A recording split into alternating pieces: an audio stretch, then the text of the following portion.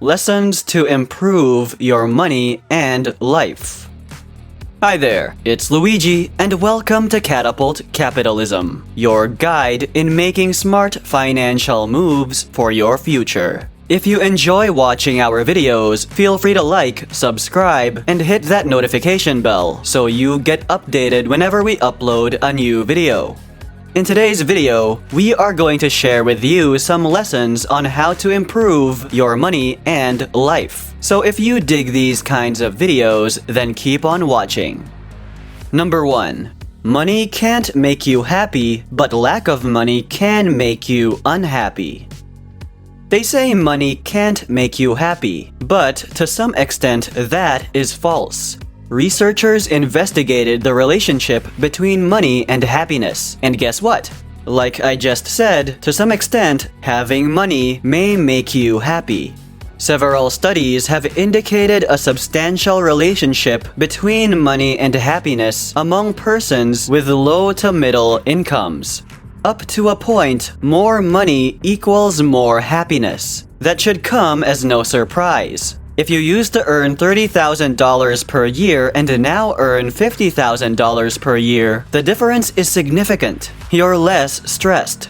This impact reduces as a household's wealth increases. To explain it further, every additional dollar to household income results in a lesser incremental increase in happiness.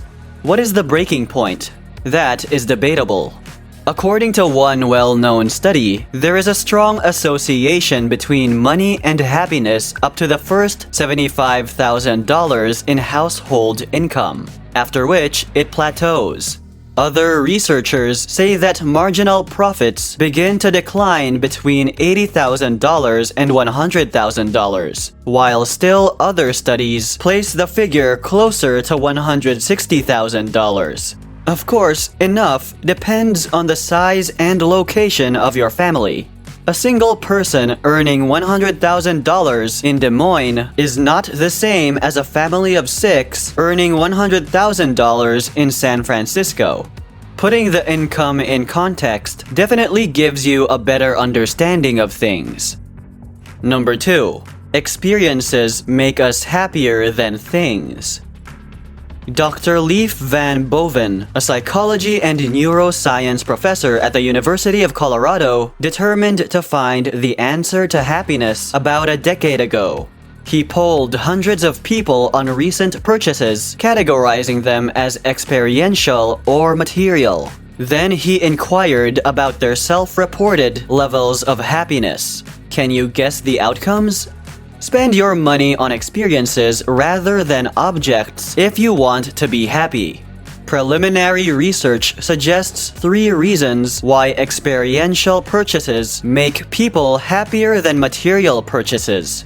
A. Experiences are far more open to positive reinterpretation.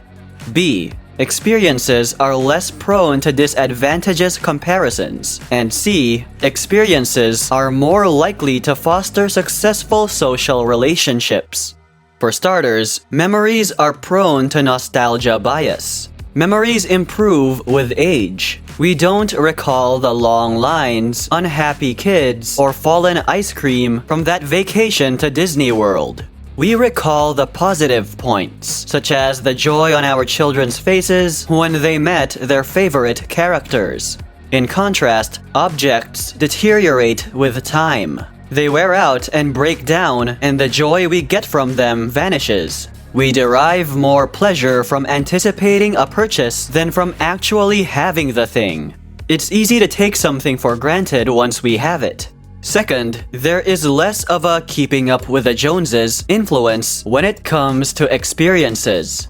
Your neighbor's fantastic holiday in Costa Rica did not detract from your magnificent trek in Argentina. However, the Instagram effect may be blurring this distinction these days. Third, events allow people to connect with their friends and family. Number 3. Never delay gratification. Isn't money management supposed to be about postponing gratification? Isn't it intended to be bad right now for the sake of a great future? Maybe not. Here's a paradigm shift. Instead of delaying satisfaction, reframe it. Find fulfillment by investing in index funds, purchasing rental properties, and witnessing your net worth develop. Find satisfaction in home-cooked meals, a dependable second-hand automobile, and avoiding being indoctrinated by flashy labels. Take pleasure in the knowledge that you can spend your Tuesday going on a whim trek since you've planned your life correctly. We're not saying spend all your money indulging yourself on everything you want. What we're saying is you can still find fulfillment and gratify yourself with simpler, more affordable things. Number 4. Know your millionaire next door number. The Millionaire Next Door describes how to determine if you are a prodigious accumulator of wealth, or PAW, or an under-accumulator of wealth, or UAW. The formula is as follows. Your age times your annual pre-tax income divided by 10 equals your target net worth. Assume you're 35 years old and earn $70,000 each year. You would multiply 35 times $70,000 and divide the result by 10 to arrive at a desired net worth of $245,000. If your net worth exceeds that amount, you are a remarkable wealth accumulator. If it is less, you are an under-accumulator. If you and your partner have joint finances, multiply your average age by your combined yearly pre-tax income. If you're in your 30s or older, calculate this figure once a year. Here's the catch. If you're in your 20s, this formula won't apply to you yet. If you're 25 and earn $70,000 per year, for example, this method says your net worth should be $175,000. But that makes no sense. If you're 25, this may be your first or second year of a full-time salaried job. Ignore this formula until you reach your 30s. Number 5. The less you try, the better. In most fields, working harder equals greater results. When it comes to investing, though, the less you attempt, the better. This is seen in index fund investing. Frequent trading and micromanagement frequently yield poorer outcomes than a set-it-and-forget-it buy-and-hold strategy. This is also evident in real estate.